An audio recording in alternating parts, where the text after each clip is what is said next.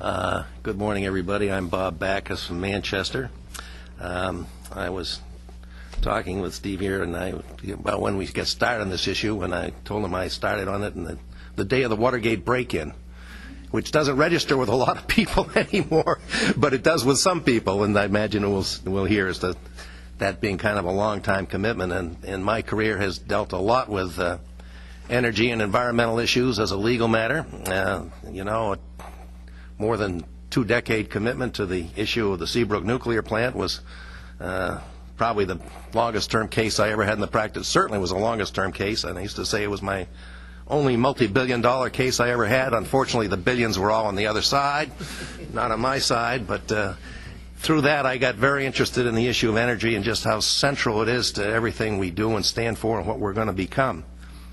And maybe because of that, maybe because I have a real interest in history, I wanted to talk a little bit about history.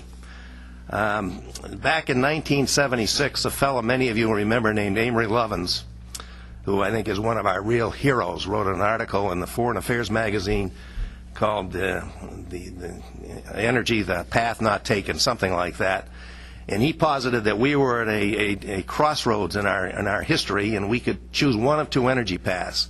One path he called the hard path, which was like nuclear power and big coal and that sort of thing, and the other path he called the soft path, which was, decentralized power, solar, wind, renewables, and above all, energy efficiency.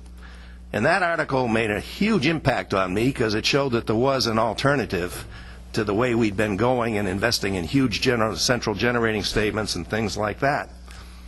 And fortunately at that time we had a president named Jimmy Carter who was prepared to do some things about this sort of thing.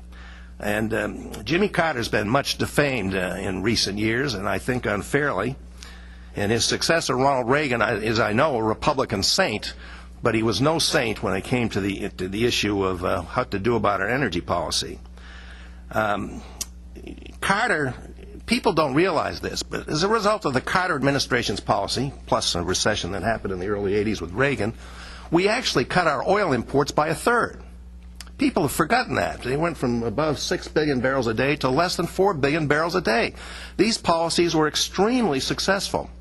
He also put in place policies to encourage renewable energy, credits for wind energy, credits for solar energy, and things took off. We had that time we had the world lead in wind energy and solar energy, the world lead. Well, what happened when the Reagan administration came in? Well, they eliminated those tax credits, and just to show they were really serious about undoing everything Carter had done, they had the solar panels taken off the White House and stripped away. I guess they've ended up at Carter said when he had them put on, this will either be a sign of the future or a museum piece. Reagan made sure they became a museum piece, and they were eventually unearthed, and I think they're down on top of the Carter Center now. And then since then we've had the tax credits go up and down, kind of a yo-yo effect, and it's been very tough for people who want to get into the wind business and the solar energy business. And what's been the result? We transferred our lead in alternative energy to Europe, to places like Denmark and Germany. And they are now the leaders in wind energy. But they're not necessarily leaders in technology. We're much more entrepreneurial than they are, and we can get it back. The times are good to get it back. We had 80% of the wind energy at that time, and 90% of solar. And it's a real tragedy what happened, and we've lost time that we could ill afford to lose. Today, we have another golden opportunity. Today, the time, as we've just heard, is really now. And we're going to get the resources to get there and do it. We've got the stimulus plan, the Recovery and Reinvestment Act, which is going to provide $5 billion in grants, $134 billion in loan guarantees to move on energy efficiency and renewable energy. And private capital was mentioned. I heard the figure that it's $5.8 trillion.